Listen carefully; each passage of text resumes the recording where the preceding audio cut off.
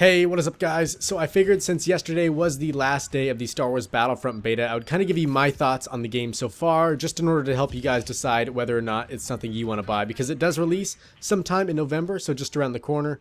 But anyways, first off, let's go ahead and cover the graphics. And obviously the game looks amazing, and I think they portray a lot of the scenes from the movie quite well, especially on maps like Hoth and Tatooine, and it really just makes you feel like you're actually there. But for someone like me, graphics don't really mean too much, and honestly, I kind of think of them as the icing of a cake. So if the cake looks nice but tastes like shit, it really doesn't matter how good the visuals are. So take a game like The Order, for instance, which looks great, but players really didn't get much out of it. And then there's the game like Fallout 3, which for many people didn't look too good, but even today it's still one of my favorite games. Now, don't get me wrong, just because this game looks almost too good to be true doesn't mean it's bad. In fact, from my experiences, the gameplay was extremely smooth, but keep in mind I did only play the beta on my PC, which has an overclocked GTX 970 and an i7 4770K CPU. So for those of you on lower end rigs, smooth gameplay may not apply to you, especially since I noticed this game was very CPU heavy, so keep that in mind if you're planning on purchasing this. Moving on to the maps though, there were only 3 in the beta you could try out, but I noticed the few they did have were incredibly diverse, and I hope it stays this way once they get to the full game and start adding others in the future. Now, if you're wondering, I think once the game releases, they're going to have around 12 or so, and then I'm sure they'll be adding more in future expansion packs and whatnot.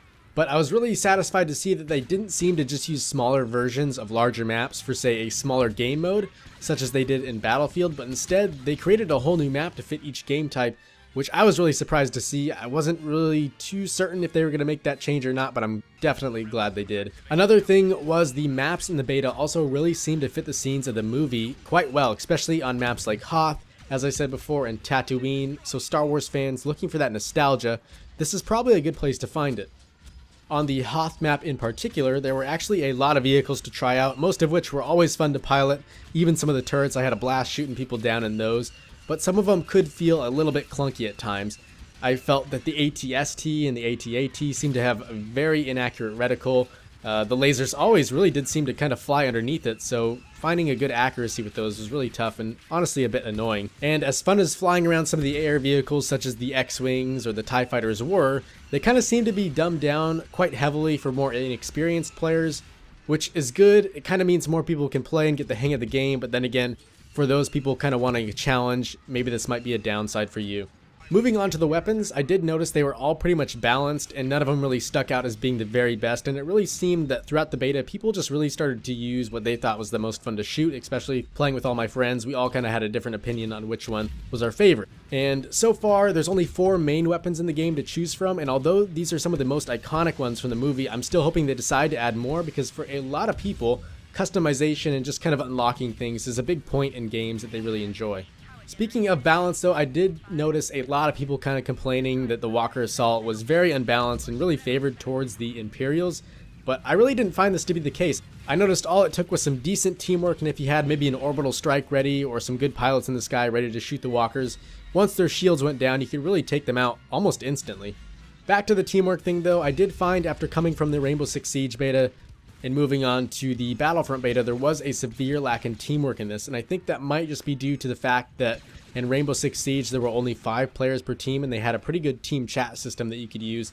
And now in Battlefront, there's 20 players per team, and I don't think there's really any voice system you can use at all. So if you're just playing alone, you might find yourself getting frustrated at your team for not working together every now and then. But if you do have the opportunity to maybe get in an Xbox Live party or in TeamSpeak with a few of your buddies, I did find it was really easy to have fun and control certain points of the map, even as the rebels. Another thing I realized that didn't work so well was the partner and spawn system.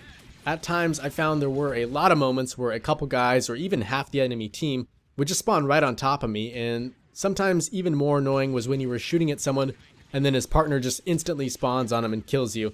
To me, this was really immersion breaking and just flat out annoying, especially since I think it could have been easily fixed just by making it so enemies couldn't spawn on a partner in combat.